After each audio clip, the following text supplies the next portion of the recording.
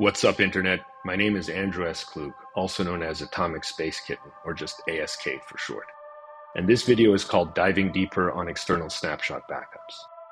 In my previous video called Don't Be the Turkey, I presented my personal digital asset management, or PDAM workflow, using Lightroom Classic plus Dropbox plus periodic external backups, along with the Consolidated Redundant Routine framework to achieve a belt and suspenders approach to risk management. Here in this video, we will dive deeper into external snapshot backups, which provide additional redundancy within this framework. As my asset library has grown larger, its total volume actually exceeds the available storage capacity of my local system drive. Thanks to Dropbox's selective sync feature, I can hive off certain assets from my local drive. They remain consolidated as placeholders within the file system on my local drive within my Dropbox folder, but their contents are only pulled down from Dropbox Cloud when and as needed. I try to limit the hiving off to less critical assets and/or heavier ones such as video. This is the reason I have separate top-level folders for my video assets. Furthermore, I am careful to make sure that the assets hived off from my local drive have been redundantly backed up in one or more external snapshots. As such, Dropbox Cloud in fact constitutes the only single fully comprehensive copy of my asset library, since the copy on my local drive is not complete and Lightroom Cloud is at best partial. Therefore, I must protect against the possibility that Dropbox could be wiped out by a black swan. To borrow a term from the world of finance, we could think of this as counterparty risk. Now, cloud providers do have redundancy built into their network such that if one of their server farms went down, your data is probably not lost, but it would be foolish to ignore the possibility that Dropbox itself could blow up entirely. I mean, it's pretty unlikely for sure, but it could happen. For example, nuclear war or an intense solar storm. Moreover, there's also what you could call account risk within the counterparty risk. For example, there's an urban legend of some guy who merged his Google accounts and lost all the photos he'd been storing for years in Google Photos. I mean, that's definitely a potential risk, and especially with Google, I think. As previously mentioned, I dislike the complexity and lack of transparency of the Google ecosystem. I feel it's probably more of a risk with the one-stop shop photo products like Google Photos that you don't realize is somehow dependent on your Google account, as opposed to data stored in Dropbox Cloud as a literal file folder structure, transparently mirroring what I have on the system drive. I feel I'm probably less likely to accidentally lose access to everything I have in Dropbox through some unintended account change, since cloud storage is the core product offered by Dropbox, as opposed to Google Photos, which is just an ancillary product within a massively complex ecosystem. So to protect against such risks, however unlikely, I therefore make periodic snapshot backups to external solid-state drives. Let's unpack this. Snapshot. I make a backup to the external drive, and then I seal it and never touch it again. I'm wary of routine, continuously connected external backup systems such as Apple's Time Machine, since one of the risks you need to protect against with an external drive is that the entire system could be compromised by malware or virus, which could then easily infect the connected external drive. So to me, physical and temporal separation seems very important. Periodic. I make such external snapshot backups approximately once per year. Gap risk. Since the snapshots are only periodic, there would admittedly be some residual gap risk, i.e. data loss in the time interval since the last snapshot. But since I already have triple redundancy in place with Dropbox, the external drive is more of a last resort in case of a catastrophic loss of integrity across the other three systems. Partial. In the past, I used to make periodic snapshots of my entire photo collection. However, as my asset collection grows larger, and as I have begun to accumulate more 4K video, my PDAM workflow has evolved.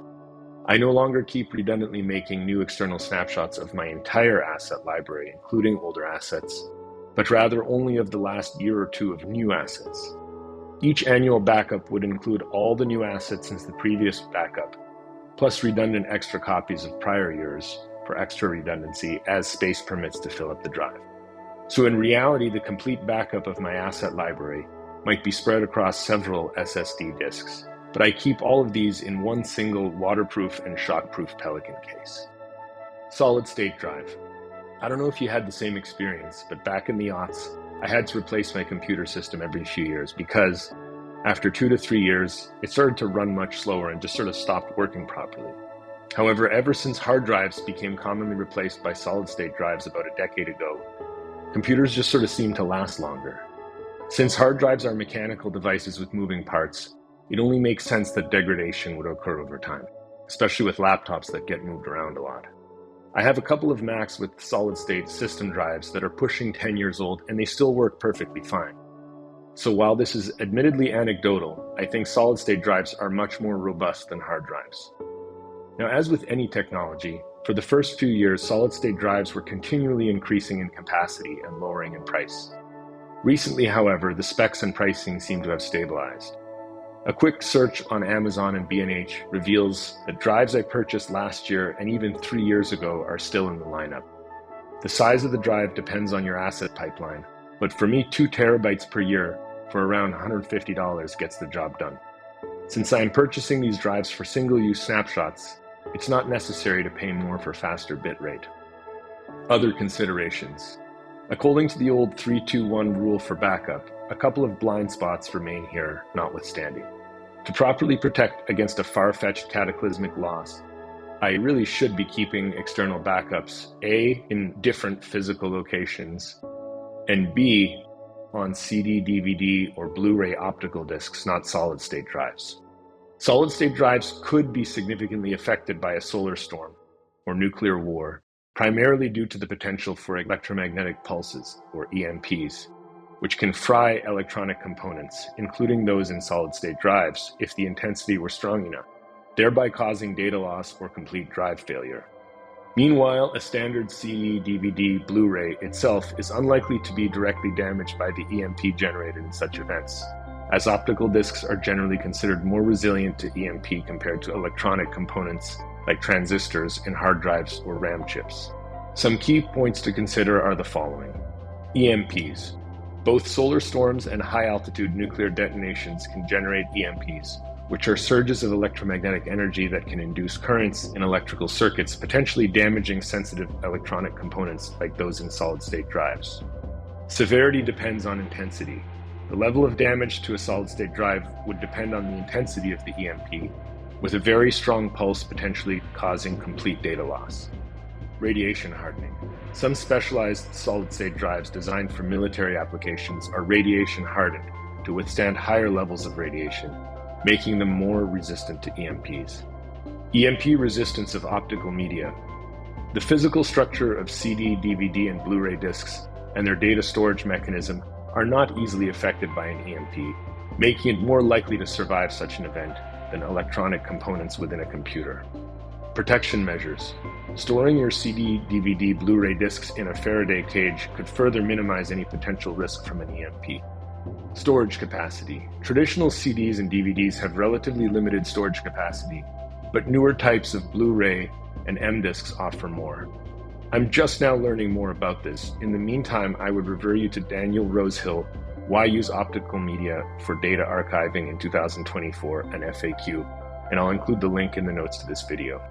That being said, even with 25 gigabyte Blu-ray discs, it's still going to take hundreds of discs and a lot of time to back up my asset collection that's tracking on the order of 10 terabytes. Blu-ray XL 100 gigabyte disc sounds a bit better, but it still sounds like a pain. Now, if all of this sounds crazy, just remember the inductivist turkey. Everything's fine, right? Until it's not.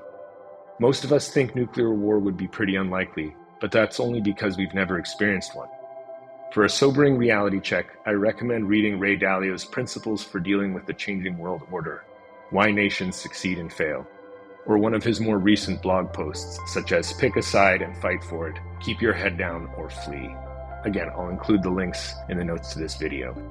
Either way, as explained in Don't Be the Turkey, a proper understanding of risk means not only identifying the likelihood or unlikelihood of different scenarios, but also understanding whether you can tolerate the cost of certain negative tail outcomes. It's up to each of us to decide what risks we are willing to take when it comes to our digital assets. Please feel free to reach out with any questions or comments.